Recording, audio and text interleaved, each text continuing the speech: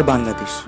বাংলাদেশের কথা চিন্তা করলেই একটা আলাদা আবেগের মধ্যে হারিয়ে যেতে হয়, যেখানে সবুজ মাঠ, কৃষকের মাঠে ব্যস্ততা, নদী, গ্রামের মেলা, আতিথ্য পরায়ণ। আমি একজন বাঙালি, গর্বিত বাঙালি। আমি ভালোবাসি আমার মাটি, আমার শিকড়, আমার দেশকে। এই ভিডিওটা আমার এলাকার, ছোটবেলা থেকে যেখানে বড় হওয়া। আর এই সময়টা আমার সবচেয়ে প্রিয়, যখন ধান কাটা, পাড়ার ক্রিকেট, পুকুরে স্নান করা, পুকুরে মাছ ধরা, মামাবাড়ির মেলা, একদম জড়িয়ে আছে আমার ছোটবেলা। একেবারে আমি আমার ছোটবেলায় হারিয়ে যাই, যে মুহূর্তে আমি বড় হয়েছি।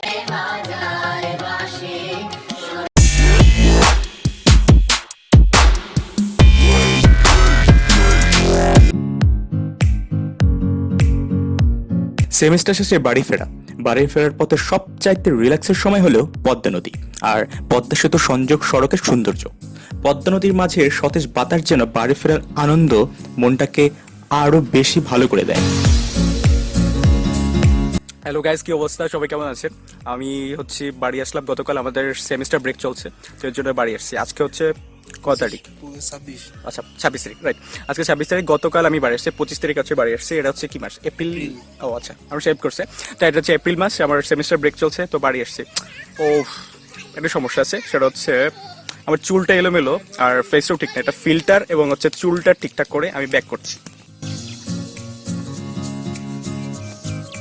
ডে 6, ঘুরতে ঘুরতে 6 দিন হয়ে গেছে। চুল কাটার বয়সে 6 দিন হয়ে গেছে। তো ঘুরতে ঘুরতে অবস্থা খারাপ, নাকপুকের অবস্থা কালো হয়ে যাচ্ছে রোদে পুড়ে পুড়ে। তো এই আর কি, অনেক দিন হয়ে গেল মাঝে। তো আজ আশা করি পুরো ব্লগটা সুন্দর করে এডিট করে সাজানো হবে। জাস্ট যা আছে সবগুলো আসলে দেখার চেষ্টা করবেন। Thank you. আর কি, পুরো ভিডিওটা দেখবেন। ওকে, লেটস গো। প্রতিবার বাড়ি ফেরার পর নিয়মিত রুটিনের মধ্যে একটা হলো রামদার দোকানে চুল কাটা। চুল কাটার ব্যাপারে এই লোকটার কাছে সবচেয়ে বেশি স্বস্তি পায়। ছোটবেলা অবশ্য আরেকটা আঙ্কেলের কাছে চুল কাটতাম।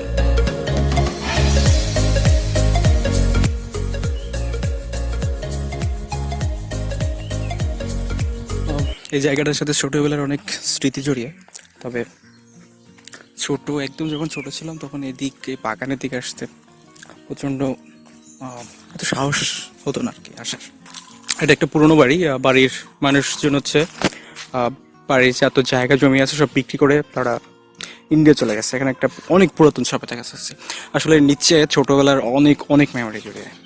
এখানে অনেক খেলাধুলো করেছি, অনেক আড্ডা মেরেছি এই পুকুর পাড়ে।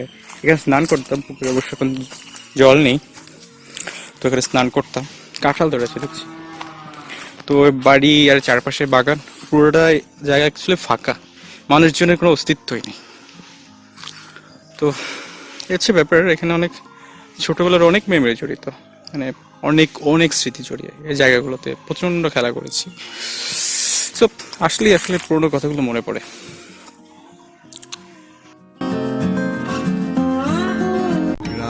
ছাড়া ওই রাঙা মাটির চারিদিক ধান কাটার উৎসব শুরু হয়ে গেছে। চারদিকে আসলে ধান কাটা শুরু হয়ে গেছে। সবাই ধান কাটা ব্যস্ত, ধান তোলায় ব্যস্ত, ধান নেয় ব্যস্ত, ধান প্রস্তুত করতে ব্যস্ত। আসলে রোদ, এত প্রচণ্ড রোদ এবং প্রচণ্ড গরম ইদানিং এই 4-5 দিন ধরে দেখছি। তো আর এই যে দেখা যাচ্ছে মাঠে পুরো ধান কেটে রেখে দিচ্ছে, সব ধানগুলো কেটে রেখে দিচ্ছে, একটু শুকাবে, তারপর বাড়ি নিয়ে জাস্ট মলাই। সবার ভিতরে এই উৎসব শুরু হয়ে গেছে। উৎসব বলবো, সবার কাজের উৎসব বলতে হবে, অনেক কষ্ট আসলে কৃষিকাজ করা। তারপরে চারদিক দেখা যাচ্ছে সবাই মাঠে কাজ করছে, ধান তোলাতে ব্যস্ত।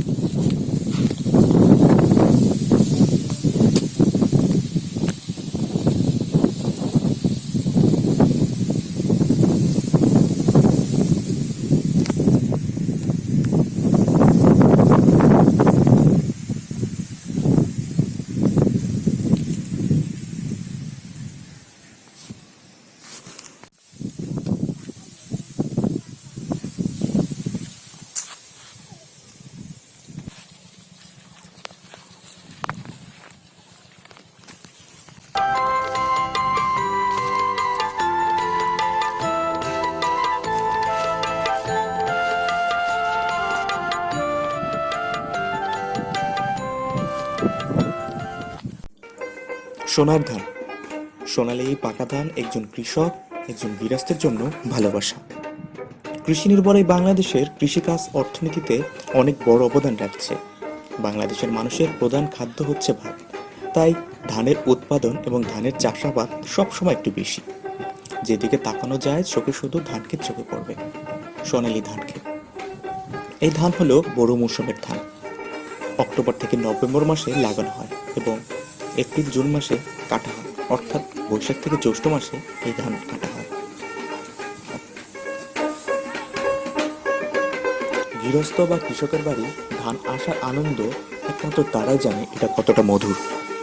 ছোটবেলা যখন বাড়িতে ধান কাটার জন্য কৃষাণ আসতো, সব ঘরে ঘরে যেন আনন্দ শুরু হয়ে যেত, এক উৎসব শুরু হয়ে যেত। আর এই আনন্দ আরো বেড়ে যেত যখন আমাদের ঘরে ধান কাটবে। যেদিন আমাদের ঘরে ধান কাটতো, ঘরে তখন এক বিশাল আয়োজন, বাড়ি সুন্দর করা, সবকিছু পরিষ্কার করা, কৃষাণ কখন কি খাবে, কখন ধান কাটবে, কখন বাড়িতে ধান আনবে, এ এক আনন্দের ব্যস্ততা।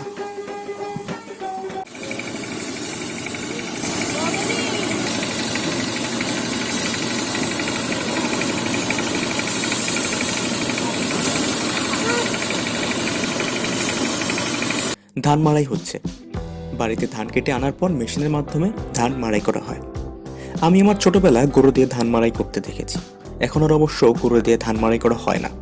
ধান মাড়াই শেষ হলে বাড়ির উঠোনে ধান শুকোনোর কাজ শুরু হয়ে যায়। বাড়ির মহিলাদের উপর দায়িত্ব পড়ে এই ধান শুকোনোর। সবসময় ব্যস্ত থাকতে হয়, কখন ধান শুকোলো, কখন কি করতে হয়, আবার সতর্ক থাকতে হয় হাঁস মুরগি এসে ধান নষ্ট না করে যায়, ধান খেয়ে না যায়।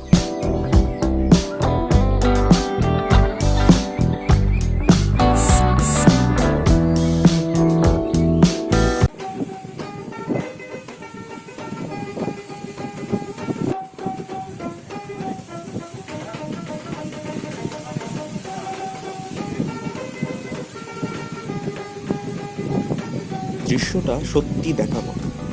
কবির কবিতার অক্ষরগুলো যেন বাস্তবে, একজন চিত্রশিল্পীর সুন্দর চিত্র যেন বাস্তব। অপূর্ব এই বাংলাদেশ, আমাদের বাংলাদেশ, আমার বাংলাদেশ। কৃষির এই বাংলাদেশের সব গ্রামে, সব ঘরে এই কাজের ব্যস্ততা চলে বৈশাখ জ্যৈষ্ঠের মধুর মাসে। আম, কাঁঠাল, তরমুজ সহ নানা ধরনের ফল পাওয়া যায় এই সময়টায়। বৈশাখে মেলা, মিষ্টি, নতুন ধানের নবান্ন, সবকিছু যেন একটা বাঙালিয়ানা। ভালোবাসার এই বাংলাদেশের ভালোবাসার একটা সময়, আর আমার সবচাইতে ভালো লাগার একটা সময়, ভালো লাগার একটা পরিবেশ। ভালোবাসি বাংলাদেশ।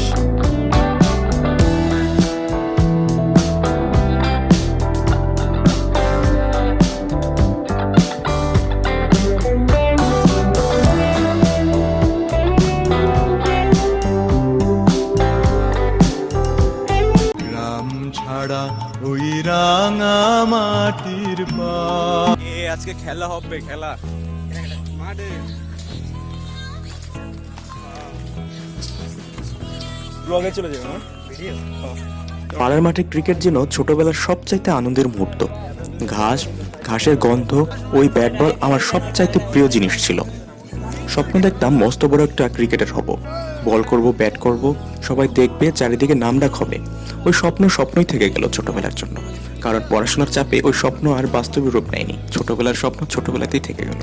তবে খুব ভালোবেসে ক্রিকেট খেলতাম, ভালোবাসতাম ওই ব্যাট বলকে, খুব আনন্দ পেতাম ক্রিকেট খেলতে। খেলার সময়টা আমার জন্য সব সময় খুবই প্রাণবন্ত ছিল। ভালোবাসতাম ওই পাড়ার মাঠে ক্রিকেট।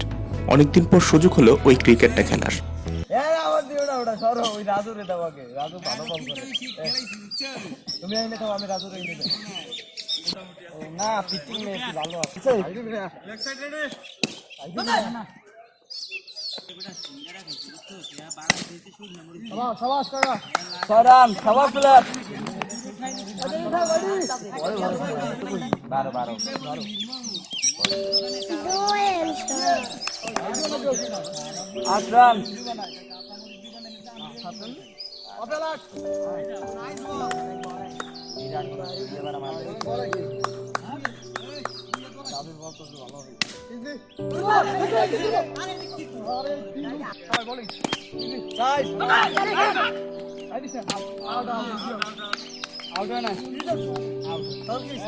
খেয়াল করে নেই।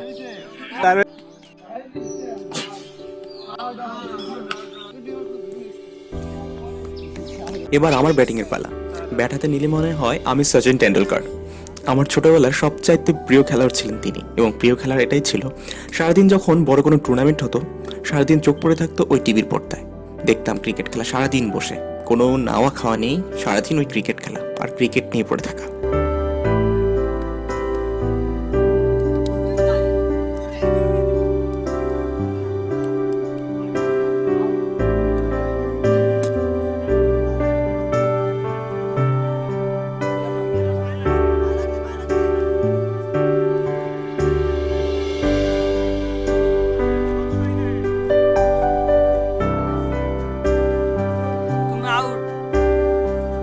ছোটবেলায় সুযোগ পেলেই প্রায় সারাদিন ক্রিকেট খেলতাম।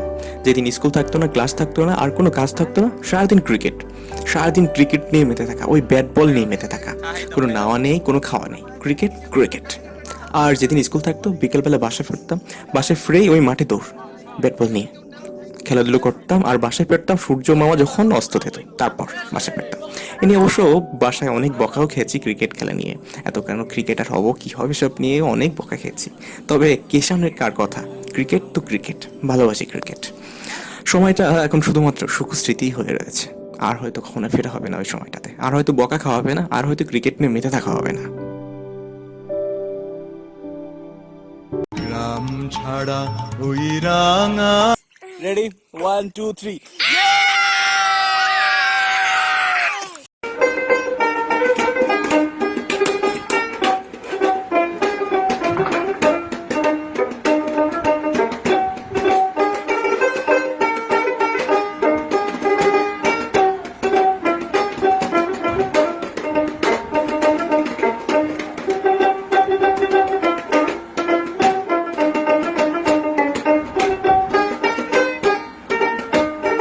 নদীমাতৃক বাংলাদেশ।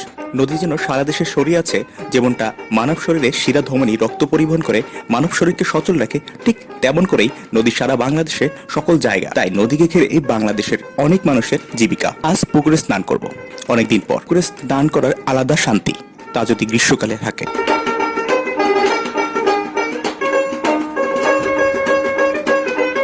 কি অবস্থা? আজকে হচ্ছে আমরা পুকুরে স্নান করব। ইয়ে কি মজা! আসো আসো, ঠিক আছে, আসো তুমি, আসো ভিডিওতে ওঠো। এই হচ্ছে আমার বন্ধুগণ, আমার বন্ধুগণ এগুলা। এই পুকুরে স্নান করবো আজকে আমরা। চলো চলো চলো স্নান করতে যাই এবার।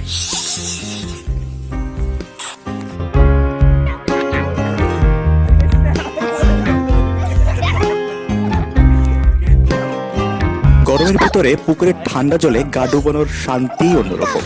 বাংলার সুইমিং পুল, ইচ্ছেগুলো আমাকে অনেক ভালোবাসে, খুব আনন্দে কাটায় আমার সাথে সময়গুলো।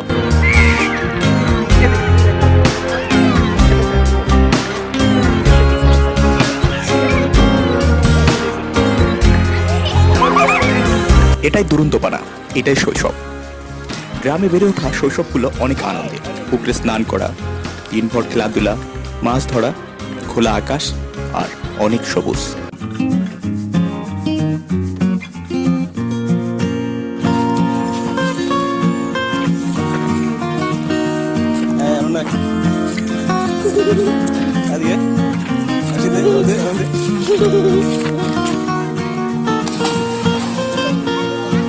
না না না না,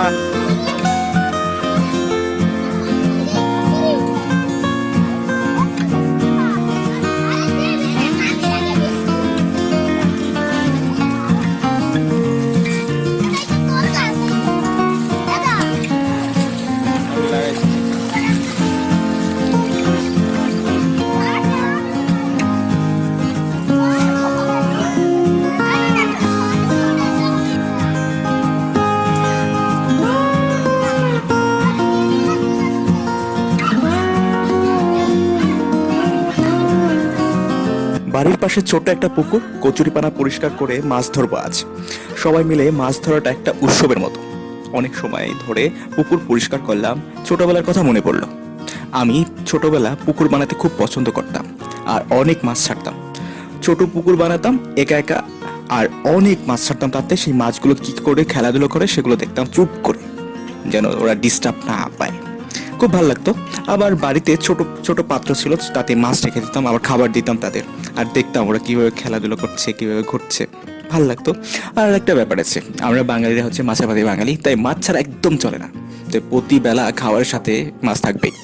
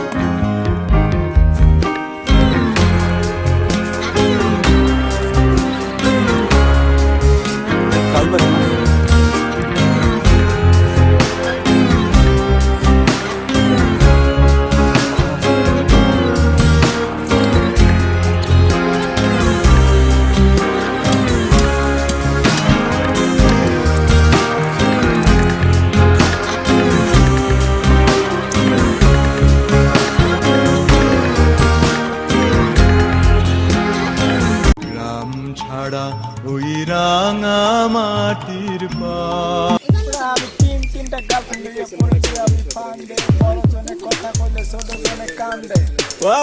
হাই গাইস, আজকে আমি আমার বন্ধু সজল এন্ড আমার বন্ধু গাবিবুল এন্ড আমাদের বান্ধবী একটা আছে দেখা যায় না, রহিমা, ঠিক আছে? সে কিন্তু অনেক কিউট, ঠিক আছে? তাকে একটু দেখাও। দেখো তুমি। সে কিন্তু অনেক cute। ও আমাদের কিউট কিউট টিচার আছে আর আমাদের একটা টিচার আছে। আমরা আজকে হাঁটতেছি রাস্তার মধ্যে দিয়ে, অনেক সুন্দর ফিল করতেছি, মনে হয় যে প্রকৃতির মাঝে আজকে আমরা বিলে যেতেছি, ঠিক আছে? আমরা এখন যাবো আর একটা ফ্রেন্ডের বাসায়, তার নাম হচ্ছে বিউটি। সে সত্যিই বিউটি, ঠিক আছে? অপরূপ সুন্দর। হ্যাঁ, তার একটা ছেলে আছে না, একটা মেয়ে আছে যেন। মনে নাই। আজকে যাবো আমরা, ঠিক আছে, তাদের বাড়িতে, কিন্তু তার একটা মেয়ে আছে, তো তার জন্য কিছু নিতে হবে। কোনো টাকা আছে? টাকা পড়ে আগে আগে আমরা ব্লগ ভিডিও টাকা ব্লগ নাই? করি। না না, আগে টাকা। না না ব্লগ করবো আগে। এই যে এদিকে পড়ায় রাজীবুল মাস্টার। আচ্ছা, এই যে মাস্টার সাহেব নিচে, ভালো ভালো হচ্ছে তো। ভালো হইতেছে না? হুম। তারপর ও, আমার এই বন্ধুর বাড়ি দেখবেন না আপনারা? এই যে এই সোজা যাবেন, ঠিক আছে? এই সোজা এইদিক ধরতেবেন, ওই যে একটা বিল্ডিং আছে। আচ্ছা বলবে না, এটা বলবে না। আগে আগে আমরা গুগলে দেখাই দিতাম, ঠিক আছে? তারপর হচ্ছে গুগলে দেওয়া হয়েছে, এই যে এটা ম্যাপ দিয়ে দিই। হ্যাঁ ম্যাপ দিয়ে আচ্ছা, আর- এডিটিং করে দিতাম। তারপর আর কি করবো? আমাদের গ্রাম সুন্দর, এই যে আমাদের অনেক পুরনো স্কুল। না। আজকে আমি বরিশাল এবং এই গোপালগঞ্জের বাসায় একসাথে মিষ্টি মিশাই করব। ঠিক আছে, মনে করো যে একসাথে সুন্দর লাগতেছে এই রাস্তা দিয়ে আসছে মোট আটকে আসি এখন আটকে দেখি এই যে পিছে রাজীবুল মাস্টার আর কে যেন কথা একদম বালিকা তুমি তোমার ট্রেনের পথ গান করে আগে আমরা ব্লগ করে অবশ্যই হয় জনকে এটাই দায়। বলো আবার। আচ্ছা আমরা কি আপনাদের সাথে কথা বলতে পারি? আপনাদের সাথে কথা বলতে পারি? পারি। নাকি ডিস্টার্ব হচ্ছে? আচ্ছা কি অবস্থা, আপনার কেমন অনুভূতি? আমরা ভাই, অনেকদিন পর ঘুরিয়ে শুনি, দেখাবি না? ঘুরে আসলে দেখাবো না। আচ্ছা বলেন আপনার কি অবস্থা, কেমন লাগছে? এই হাঁটতেছি, আমরা বন্ধুরা মিলে হাঁটতেছি রোদের ভিতরে। বাজে কয়টা? এখন 11:30, সরি 12:15 বাজতেছে। তারপর বলেন কি অবস্থা, আপনার কেমন লাগছে? আপনি তো কনফিউজ কেন? 11:15। খুব ভালো, খুব ভালো ভাই। এই ছেলে এত এত বেশি কনফিউজ, এত কি বলা যায়, নার্ভাস, কোনো কথা বেরোচ্ছে না ভাই। স্যাবলামি বাদ দিন, এটা কিন্তু ব্লগ, ঠিক আছে? এটা ব্লগ, এটা কিন্তু ইউটিউবে যাবে ভাই। আমার ইউটিউবে যাবে কিন্তু। না না, ইউটিউবে যাবে। হ্যাঁ অবশ্যই যাবে। অবশ্যই না permission অবশ্যই দিতে না, হবে। পারমিশন না, দরকার নাই। না না না, কোনো পারমিশন লাগবে না। একজন লোক আছে কি সিনিয়র কে? আমি এই লোক মানে সিরিয়াস, এই কত ছোট দেখে মনে হয় আমার দেখতে একটু বড় বড় লাগে। আরে কি পিচ্ছি মাই, হ্যাঁ আবার নাকি বিয়ে করছে, বাচ্চাও আছে। স্বামী মোবাইলে কি হয়েছে? হ্যাঁ, কি ওই যে হয়েছে? এদিক, ওই যে পাশে কি দেখবে? ওটা হচ্ছে ব্যাক কভার। Back cover. হ্যাঁ হ্যাঁ। ব্যাক কভারটা তো আমি সুন্দর লাল। লাল তো মেয়েরা তো না দোস্ত, এটা লাল না, এটা খয়রি কালার। কি বলতো খয়রি কালার? ওই তো খয়েরি তো মেয়েরা যে pink আচ্ছা কি color অবস্থা, আর তুই বল। ধর ওর বেডিউ নেই, এই সাক্ষাৎকার পড়ে গেছে। সুখ দেজেটা হেডা কাছে ও কোন মুখে পড়া, ওর মুখে পড়া, ওর মুখে পড়াইতে।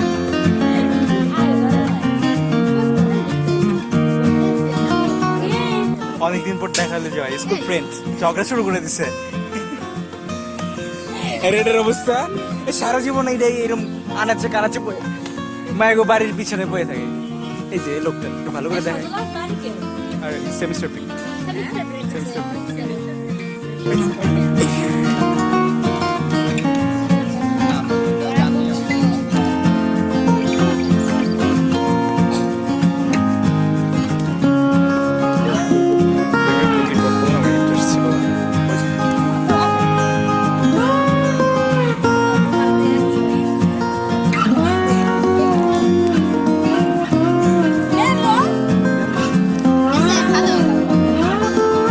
একদম না জানিয়ে পুরনো এক স্কুল ফ্রেন্ডের বাসায় বেড়াতে যাওয়া।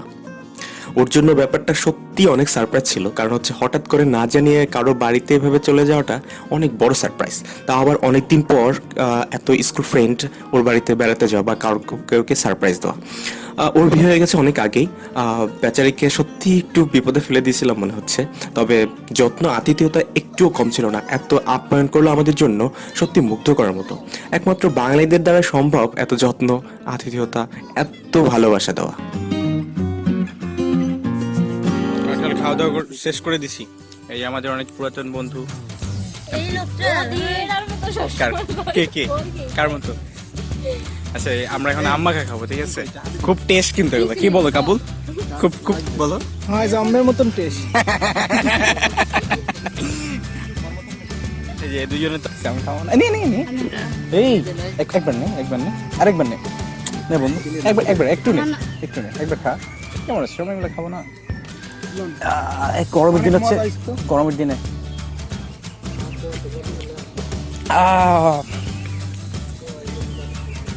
হ্যালো গ্যাস, আমরা অনেকদিন পরে আমাদের অনেক পুরনো একটা স্কুল ফ্রেন্ডের বাসায় আসছি।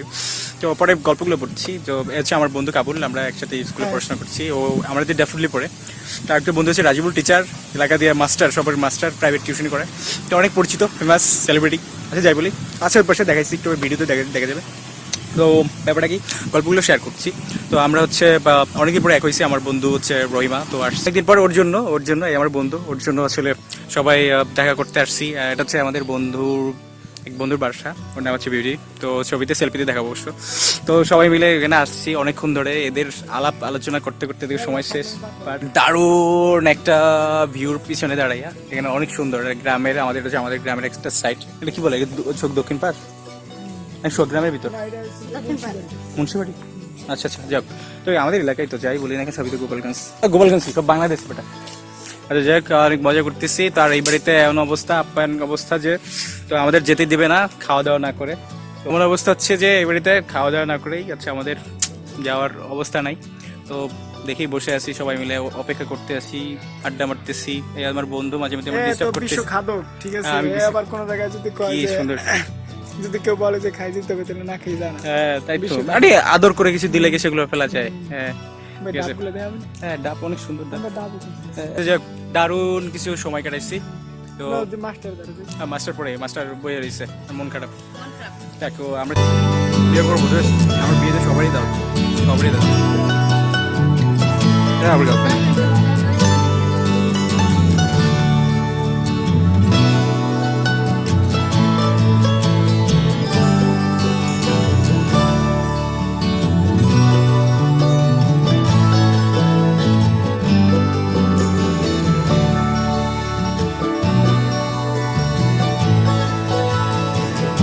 গ্রাম ছাড়া ওই রাঙা মাটির পা।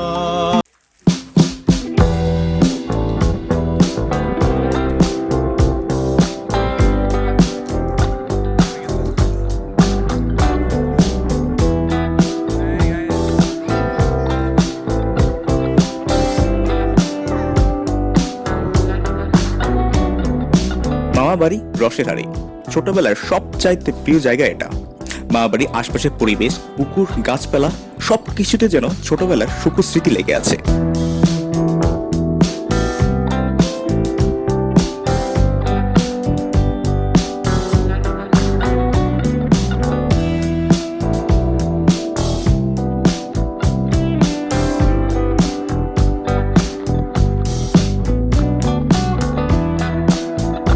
শীতলা পুজো উপলক্ষে প্রতি বছর পিঞ্জুরে গ্রামে মেলা বসে। ছোটবেলা প্রতি বছর আসা হলেও একটু বড় হলাম, পড়াশোনার ব্যস্ততার কারণে আর আসার সুযোগ হলো না। আজ আমরা ওই মেলায় যাব, ঘুরবো আর অনেক কেনাকাটা করবো।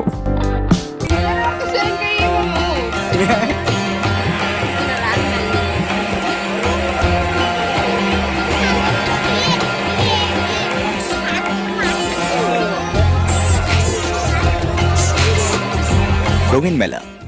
মেলাটা যেন পরিচিত চারপাশের এলাকার মানুষের মিলন মেলা। মেলায় সচরাচর যা পাওয়া যায় তা বলতে গেলে মানুষের ব্যবহারের প্রয়োজনীয় সবকিছুই পাওয়া যায় এখানে। বিশেষ কিছু বলতে গেলে মেয়েদের সাজার জিনিস, বাচ্চাদের খেলনা, মাটির তৈরি জিনিসপত্র, হাতে বানানো জিনিসপত্র, আর খাবারের দোকান তো অবশ্যই আছে।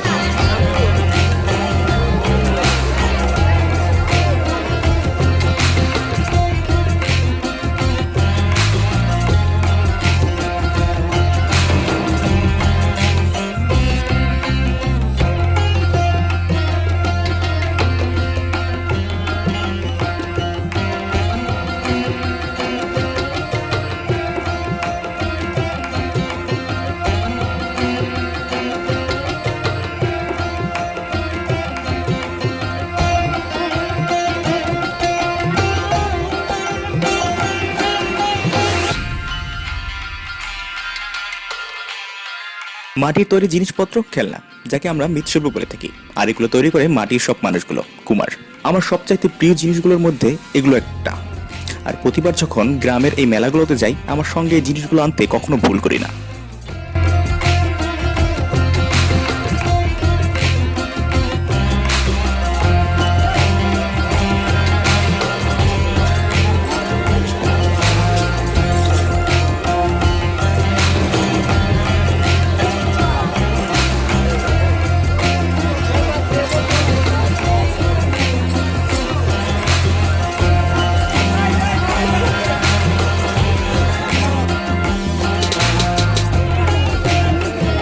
নবযুগ পত্রিকা। নতুন বছরের শুরুতে প্রতিটা ঘরে একটা পঞ্জিকা খুবই দরকারি একটা জিনিস। কারণ একটা পঞ্জিকায় সারা বছরে কখন কি একাদশী, দ্বাদশী, অমাবস্যা, কখন কোন তিথি, কখন কেমন আবহাওয়া থাকতে পারে, সবকিছুর একটা প্যাকেজ বা ধারণা দেওয়া থাকে। যার ফলে প্রতি বছর বাঙালি পরিবারগুলো এই পঞ্জিকা দেখে তাদের সব কিছু নির্ধারণ করতে পারে। এগুলো খুবই দরকারি একটা বাঙালি হিন্দু পরিবারের জন্য। এছাড়াও এখানে অনেক ধর্মীয় জিনিসপত্র কিনতে পাওয়া যায়। আর খাবারের দোকানগুলো খাবার নিয়ে বসে আছে। হরেক রকমের মিষ্টির দোকানে এখানে বেশি দেখতে পাওয়া যায়। এই সময় আত্মীয় স্বজনের বাড়িতে যাওয়া হয় বেশি, আর তাই মিষ্টির চাহিদাটাও একটু বেশি, তাই মিষ্টিটা বেশি কেনা হয়। তাই মিষ্টির চাহিদা বেশি থাকার কারণে অনেক মিষ্টির দোকান এখানে দেখতে পাওয়া যায়। কেউ কেউ এখানে মিষ্টি তৈরি করছেন, আবার সাথে সাথে বিক্রিও করছেন। এছাড়াও হরেক রকমের ঝাল এবং ঝাল জাতীয় খাবারের চাহিদাও কম নয়, তাই এইসব দোকানও দেখতে পাওয়া যায় এই গ্রামের বৈশাখী মেলাতে।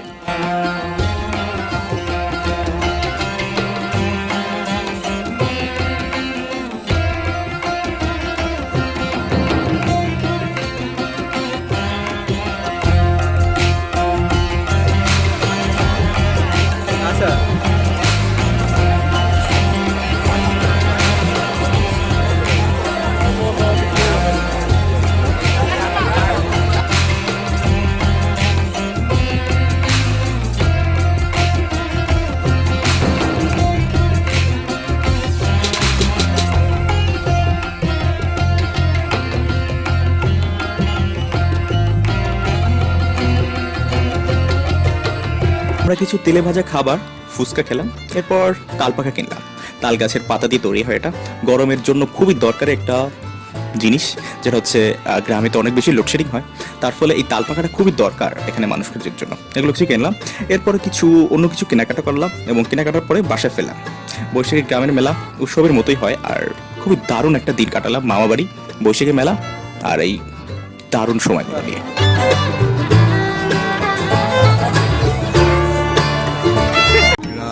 ছাড়া ওই রাঙা মাটির পা।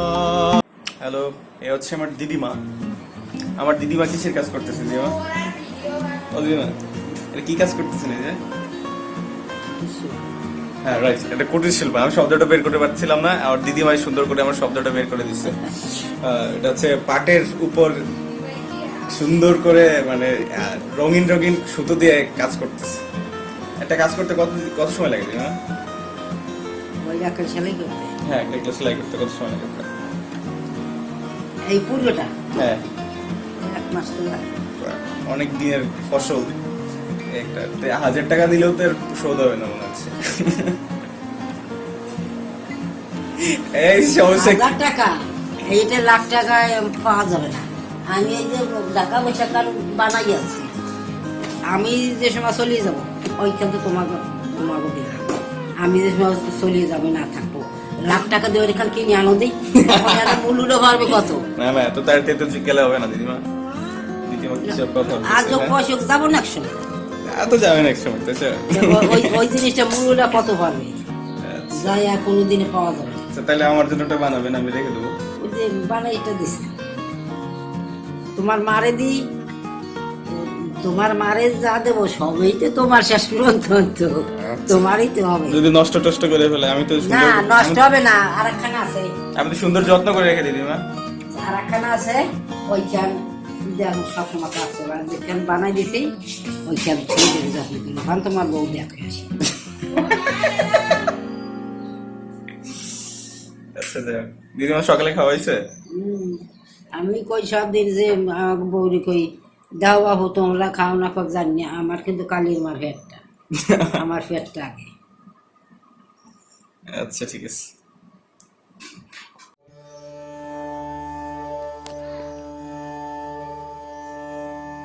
দেখো ওরা হলো 100 ভাই, কেডা?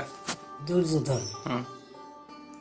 দ্বিতীয়টা ছেলে দুর্যোধন, ওরা হলো 100 ভাই, আর পঞ্চপাণ্ডব 5 ভাই, ওরা হলো 5 জন, আর হলো 100, কত শক্তিশালী ওরা। তারপর সাথে আছে শকুনি ওর মামা, দিদিমা গল্প বলছে। সৈন্য আনলো কৃষ্ণ, মোট ওরা হলো 11 অক্ষয়ণী সৈন্য, আর ওরা হলো মোটে 7 অক্ষয়ণী সৈন্য। বললো যে ওরা তো এসে যাইয়া কৃষ্ণ কইল, অর্জুন কইল, কৃষ্ণ তো শ্রীকৃষ্ণের রথের সারথি, ওই যে রথ আর আমার এই যে দেহ রথ এক রথ, আমার রথের সারথিও কৃষ্ণ, আমার দেহ রথের সারথিও কৃষ্ণ, আর ওই রথের সারথিও কৃষ্ণ, ওই রথের সারথি কৃষ্ণ, ওই জন্যই আমার দেহ রথের সাথে একই তো রথ, একই ওই রথ, আর আমি দেহ রথ একই রথ, আর রথ চালায় কেরা? কৃষ্ণ চালায়। তাহলে কইল অর্জুন কৃষ্ণরে, যাও তুমি এই 2 দলে তো মুখোমুখি দাঁড়াইছে সৈন্য, যুদ্ধ হবে এখন, যুদ্ধ আরম্ভ হবে, 2 হয়ে দাঁড়াইছে। এখন কইল যে অর্জুন যে সখা তুমি আমার এই 2 দলে মাঝখানে নিয়ে আমার এই রথখান রাখো, কার সাথে যুদ্ধ করতে হবে আমি একবার দেখি। এই তো গীতের প্রথম অধ্যায়, এসে উনি নিয়ে মাঝখানে রাখলো, দেখলো যে কার সাথে যুদ্ধ করতে হবে, দেখলো আগো কত সৈন্য আর আমাগো মোটে অল্প সৈন্য, ওর সাথে যুদ্ধ করে কি আমরা পারবো নাকি? আরো যুদ্ধ করতে কারোর সাথে, সব আত্মীয়র খাই করি, আত্মীয় তো যুদ্ধে নামলেই তো 2 দল তো জিতবে না, এক দল না এক দল ঠকবে, আবার মারামারি হবে যুদ্ধ যদি করি তার সাথে, তাই আমার আত্মীয় খাওয়া হবে, সবাই নিজ মানুষ, তার মধ্যে পড়ার কেউ নাই, ওরা তো নিজের ভাই, আবার কাকাতো ভাই, আবার আত্মীয় কুটুম্ব যারা আছে, তাই একর সাথে যুদ্ধ করি কি আমার সুখ হবে? সুখ হবে না। এখন এখন যদি মারি, আমি যদি পৃথিবীও পাই তাতে আমার কোনো সুখ নাই। আমি রাজ্য করবো কাগজ লইয়া, আমি আত্মীয় যদি না থাকে কাগজ লইয়া আমি সুখ করবো, সিংহাসনে বসবো, রাজা কাগজ লইয়া। সৎ নীতির এইরকম, সতের বিন্যাস নাই, আর অসতের অস্তিত্বই নাই। অসৎ স্থায়ী হয় না, আর সৎ চিরস্থায়ী, সৎ মরে না। বুঝছো স্বর্ণা? এই যে অসৎ কি, ইসের মতন, কলা গাছের মতন, কলার ঠোঙা আজ কাটিয়ে থবা, কাল দেখো শুকিয়ে গেছে। আচ্ছা বলো গাছ কাটো, সারি গাছ তার কইছে যে সৎ নীতি থাকলে সতীতে বেশি থাকলে তার কষ্ট তো হবেই। যেমন আমরা রান্না বান্না করি কাঠ দিয়ে, জাল দিয়ে, জাল দিয়ে সময় ধুলো টুবি হয় না, তো ধুলো একটু হবেই।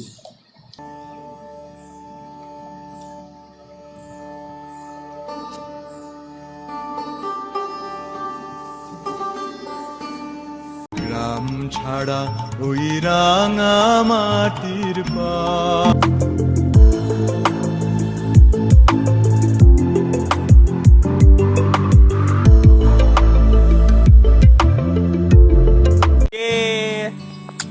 চলো চলো আমরা ব্লগ করে একটু কথাবার্তা বলি। আমরা অনেক দূর ঘুরতে ঘুরতে হাঁটতে হাঁটতে এই রাস্তা দিয়ে প্রায় 2 কিলোমিটার পথ, 2 কিলোমিটার পথ হাঁটতে হাঁটতে চলে আসছি। এই বাচ্চাটুকু আসছে। তোমার অনুভূতি কি বলো? এই হাঁটতে হাঁটতে তোমার কি অবস্থা হয়েছে? ভালো লাগতেছে? হ্যাঁ, ভালো লাগে না? মজা ঘামাই চলে গেছে। আচ্ছা ঠিক আছে, এই বাচ্চা ছেলে ঘামাই চলে গেছে। আমরা এই পথ দিয়ে আমাদের বাড়ি থেকে প্রায় 2 কিলোমিটার পথ এই আমরা পায়ে হেঁটে হেঁটে চলে এসেছি। আমরা কোনো কিছু নেই নাই। আচ্ছা আমাদের গ্রাম, সবুজ গ্রাম, সবাই ধান কাটা শুরু করে দিচ্ছে।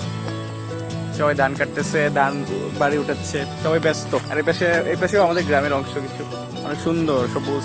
আচ্ছা এবার হিমেল কি বলে? হিমেল বাবু, তোমার কি অবস্থা, অনুভূতি তুমি শেয়ার করো। এই হিমেল কিছু বলো। বলো।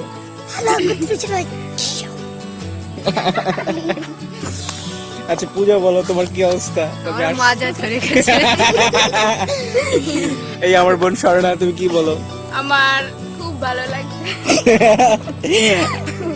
আর অনেক কষ্ট হয়েছে।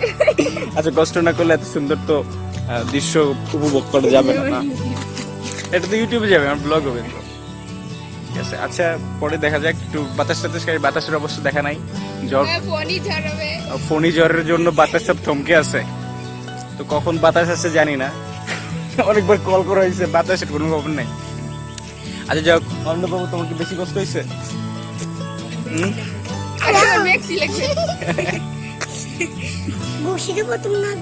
এটা কি ধরনের কথা বার্তা?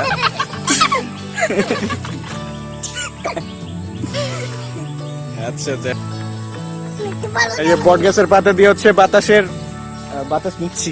অনেক গরম আর হচ্ছে চারদিক বাতাস নাই। তোলা পাইন হচ্ছে কি বুদ্ধি মাথায়, কি ট্যালেন্ট যে বট গাছের পাতা ছেড়ে হচ্ছে বাতাস নিতেছে। হিমেল বাবু দেখো, আমাকে উড়িয়ে নিয়ে যাও। এই ঘুটঘুটে অন্ধকার, আর সাথে আছে আমার স্নেহের ছোট বোন। ওরে প্রকৃতি দেখতে নিয়ে আসছি অনেক দূরে, আমাদের গ্রামের পাশেই। অনেক রাত, এখন রাত কটা বাজে? এখন রাত প্রায় 9টা বেজে গেছে। চারদিক বাতাসের শব্দ শোনা যাচ্ছে, আর হচ্ছে বৃষ্টি হবে তার প্রস্তুতি বোঝা যাচ্ছে। প্রকৃতি প্রস্তুত নিচ্ছে, সেবার বৃষ্টি ঝরাবে। বাতাসের শব্দ শোনা যাচ্ছে, আর এপাশে বজ্রপাত হচ্ছে, মানে আকাশ চমকাচ্ছে। এখন আমাদের বাড়ি যাওয়ার সময় তাও বসে আছি। ওয়াও কি সৌন্দর্য, কি সৌন্দর্য! পাশেই রাস্তা, গাড়ি চলছে পাশ দিয়ে। আর পাশে আমার ছোট বোন, দেখি ওকে দেখানো যায় কিনা। আর আমি আছি পাশে। আচ্ছা চলো চলো, এবার বাড়ি যাওয়া যায়, অনেক বাতাস। A few moments later. অবশেষে বৃষ্টি নামলো, এবং বৃষ্টির ধাও খেয়ে 2 ভাই বোনের দৌড়। দৌড়া দৌড়া, জ্বর নামবে, জ্বর। দৌড়ো, দৌড়া দৌড়া।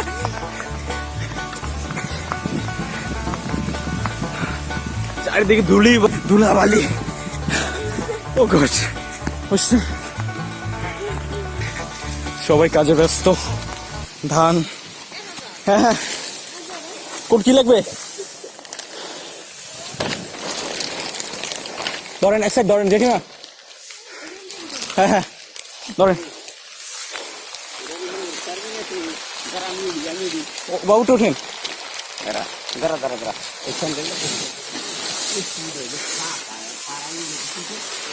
ওঠেন ওঠেন, তাড়াতাড়ি ওঠেন। পড়ে গেছে নাকি? ওঠেন।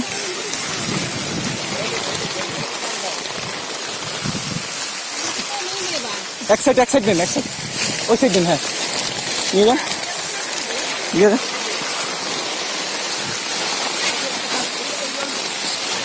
বেশি দেন, বেশি দেন, টান দেন, বেশি আমি টান দিচ্ছি। ঠিক আছে, ঠিক আছে, বেচবে না, বেচবে না। বাড়ি এসে গেছি। অন্যের কাজ করতে গিয়ে দেরি হলো। তোমার অনুভূতি কেমন বলো, শেয়ার করো। ফ্যান্টাস্টিক। আচ্ছা, বৃষ্টি নামছে মাঝরাত, বাবা। বিদ্যুৎ নেই।